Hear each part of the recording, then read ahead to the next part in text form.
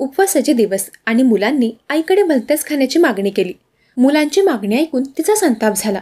ज्या स्वयंपाकघरात प्रेम आणि जिव्हाळा शिजतो त्या स्वयंपाकघरात एक चित्तथरारक घटना घडली, ती एका खाण्याच्या पदार्थावरून. चला तर संपूर्ण प्रकरण जाणून घेऊयात.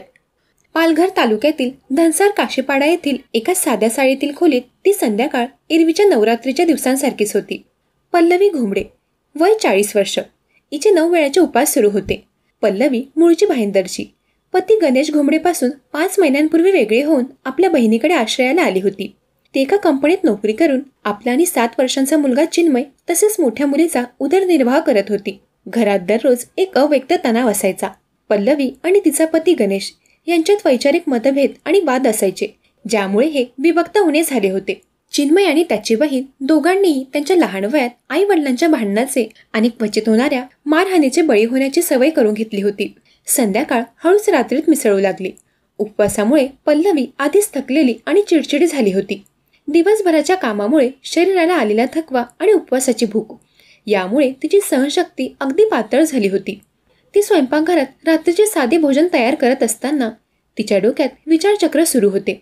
एकटी बाई, नोकरी, 2 मुले आणि तुटलेलं घर, या सगळ्याचा ताण तिच्या चेहऱ्यावर स्पष्ट दिसत होता. रात्रीचे 8:30 ते 9 वाजले असतील. मुलांना कशाची तरी भूक लागली होती. चिन्मय आणि त्याची मोठी बहीण दोघांनीही निरागस हट्ट धरला. पण हा हट्ट साधा नव्हता. त्यांनी आईकडे चिकन लॉलीपॉप आणून देण्याची मागणी केली. नवरात्रीचे उपवास असल्यामुळे घरात मांसाहाराचा विषय काढणं म्हणजे पल्लवीच्या आधीच अस्थिर झालेल्या मानसिकतेवर मीठ चोळण्यासारखे होते. आई, भूक लागली आहे, आज चिकन लॉलीपॉप आण ना, चिन्मयने निरागसपणे हट्ट केला. या हट्टाने पल्लवीला अक्षरशः संतापाची एक जोरदार लहर आली. उपवासाचा नियम मोडण्याची मागणी, त्यात मुलांचा सततचा हट्ट आणि आयुष्यात चाललेल्या संघर्षाचा एकत्रित उद्रेक झाला. तिच्या मते हा फक्त चिकनचा हट्ट नव्हता, तर तिच्या उपवासाचा आणि तिच्या नियंत्रणाचा अपमान होता. तिचा चेहरा रागाने लाल झाला. चूप बसा, आज उपवास आहे, चिकन नाही मिळणार, ती दात होट खाऊन ओरडली. पण मुलांना भूक लागली होती. त्यांना आईचा संताप आणि त्यांच्या गरजेच्या मध्ये फरक करता आला नाही. त्यांनी पुन्हा मागणी केली. हा क्षण निर्णायक ठरला. पल्लवीच्या डोक्यातील विचारांची शृंखला तुटली. जुन्या भांडणाची, एकटेपणाची आणि आयुष्यातील नैराश्याची सारी ऊर्जा तिच्या हातात जमा झाली. मुलांनी हट्ट सोडला नाही तेव्हा पल्लवीला स्वतःला आवरणं शक्य झाले नाही. स्वयंपाकघरात जिथे प्रेम आणि पोषण तयार व्हायला हवे त्याच ठिकाणी तिने एक थंडगार आणि जड वस्तू उचलली. स्वयंपाकात पोळ्या करण्यासाठी वापरले जाणारे लाटणे. राग, नैराश्य आणि वैताग याने भरलेल्या हातांनी तिने लाटणे उचलले आणि क्षणाचाही विचार न करता मुलांवर बेदम मारहाण सुरू केली.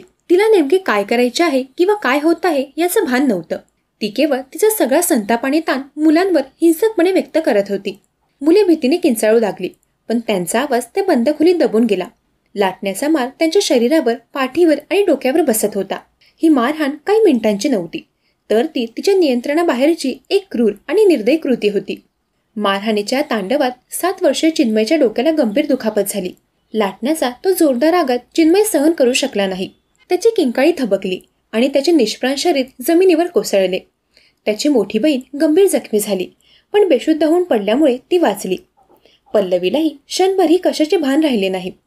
जेव्हा चिन्मय रडायचा थांबला आणि जमिनीवर शांत पडला तेव्हा तिचा संताप धक्का आणि भीतीने बदलला.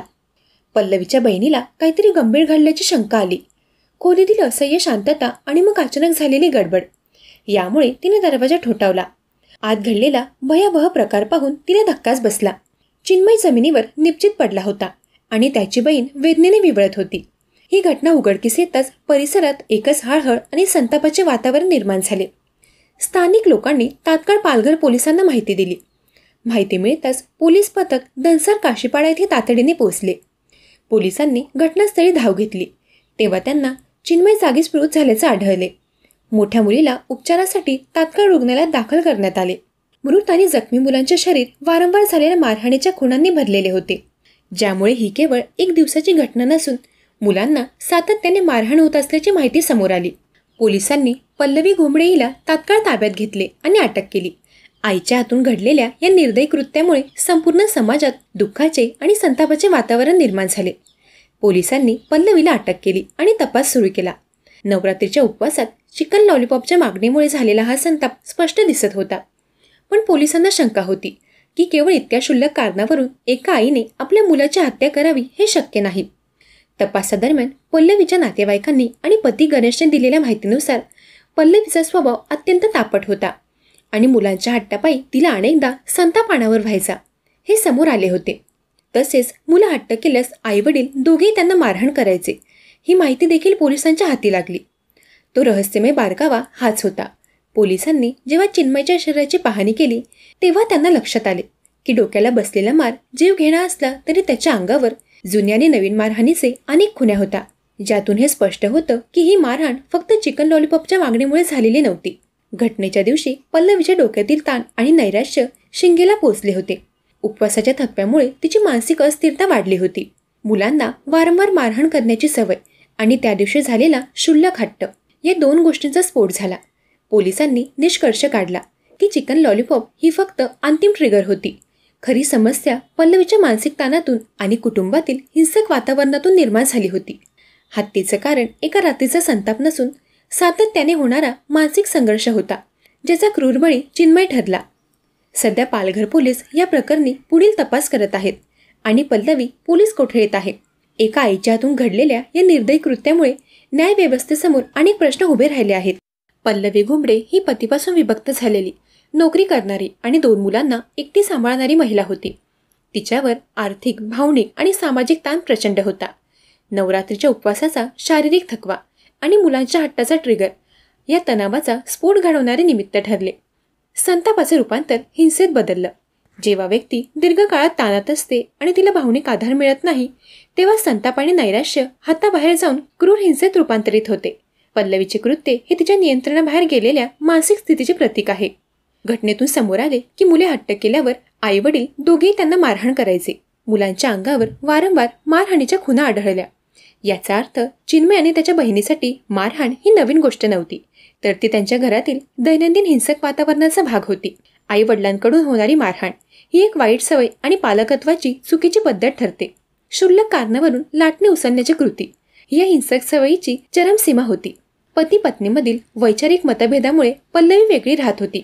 विभक्त झाल्यानंतर तिला आवश्यक असलेला भावनिक, आर्थिक किंवा समुपदेशनाचा आधार समाजाने किंवा कुटुंबाने दिला नसावा. एकाकीपणामुळे तिचा ताण वाढला. विभक्त कुटुंबात मुलांना अधिक काळजी आणि सुरक्षिततेची गरज असताना चिन्मयने त्याच्या बहिणीला घरातच असुरक्षित वातावरणाचा सामना करावा लागला. पल्लवीचे नवरात्र उत्सवाचे उपवास सुरू होते. उपवासाचा हेतू शुद्धता आणि मन शांती असतो, पण तिच्या बाबतीत उपवासामुळे आलेला शारीरिक थकवा आणि मुलांनी मांसाहाराची मागणी केल्याने तिच्या मनावर आलेला अतिरिक्त ताण यामुळे संताप वाढला.